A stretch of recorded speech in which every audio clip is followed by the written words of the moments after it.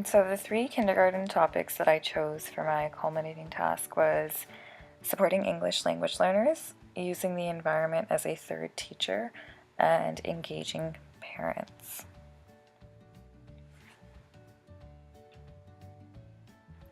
So supporting English language learners is very important because we live in a community with lots of diversity.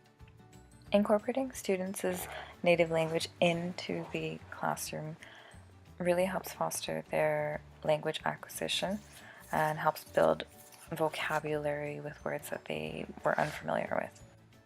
Learning new vocabulary can be difficult for many students, so providing pictures and words in their native language really helps them understand the new vocabulary and make sense of it based on their prior knowledge and things that they've experienced in their lives. Another way of supporting English language learners is by providing vocabulary such as cat or doll to associate with letters. Typically when I ask an ELL student what sound a letter makes, they are able to associate the object that is associated with that sound, and then from there on they build their letter recognition and sounds. Another way I like to support vocabulary acquisition is through lots of visuals. So if I'm talking about our local animals or pets, I like to show lots of pictures so that those ELL students can really make those connections and visualize what we are talking about. For example, when we're talking about the life cycle of an animal, the vocabulary gets a little complex, and having visuals for a pig or piglet really helps all students access that learning and have those conversations. Incorporating visuals into your lessons is key, but also into your classroom community helps.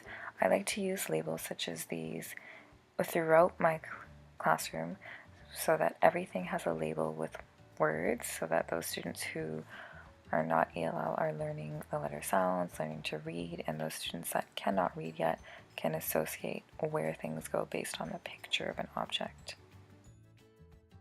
It's important to begin teaching everyday language right away with your ELL learners so that they know the verbs and other words to use to express their feelings or actions, and so that students find it easier to have conversations with one another and with their teachers.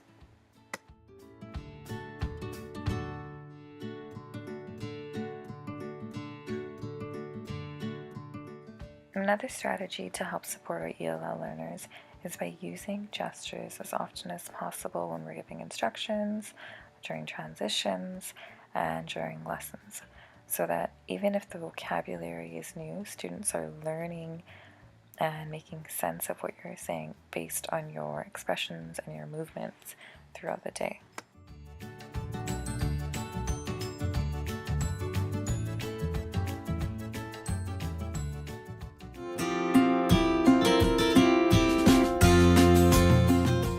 The other topic I chose to focus on was the environment as a third teacher, because I really believe that there is great value in the space that a child is learning within and the things that are present around the student. I think a meeting area is crucial so that it's a designated spot for students to have conversations, ask questions, share their wonders, and it's kind of the initial spot of their experiences and explorations.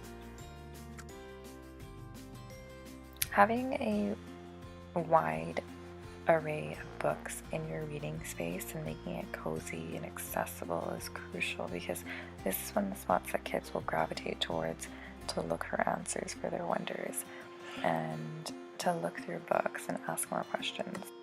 Students learn through exploration and play, therefore having lots of different kinds of letters available, stamps and pebbles and like rubber stickers, really help grasp students' attention and get them engaged in their learning and exploration. Having lots of materials in your math center is key, because you want to have 10 frames, dice, and pebbles and counters and different tools to help students explore numbers and build their number sense. The role of the teacher is to provide students with materials to find answers to their wonders. Therefore, a science exploration table is strategically set up with materials that have been chosen by the teacher and with a way for students to record their thinking as they explore and ask questions with peers. The same goes for play centers. This center is created as a way for students to practice roles of community members and places in the community and appropriate behaviors and interactions with one another. Students are applying prior knowledge of their experiences when they engage in centers such as these.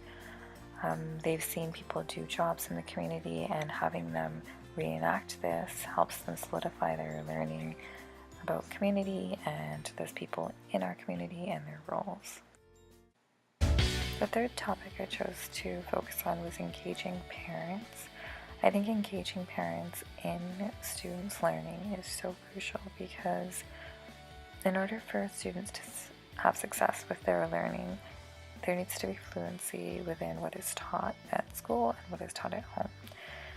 I like to promote Welcome Wednesdays within my classroom so that every Wednesday parents are welcome into the room for 15 to 20 minutes, and at this time they are engaging with their child, engaging in literacy and math centers. This gives the parents an opportunity to see where their child struggles and how they can foster supporting their child at home, and they can have conversations with their teachers in regards to that during this time as well. Noisy reading is another opportunity for parents to engage with their child along with the other peers and read stories with one another and just have those questions and share those wonders and have those conversations. All parents aren't able to attend noisy reading or Welcome Wednesdays due to work obligations. Therefore, we have communication books set up, and this is a daily way for parents and teachers to communicate student behavior, concerns, or just messages about activities or events in the school. It's a great way to have that ongoing conversation with all parents.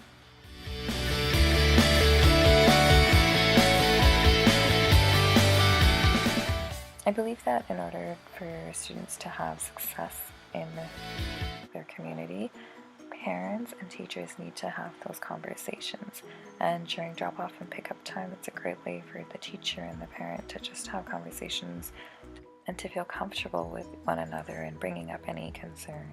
Overall, it's evident that a teacher solely cannot be successful at teaching a student.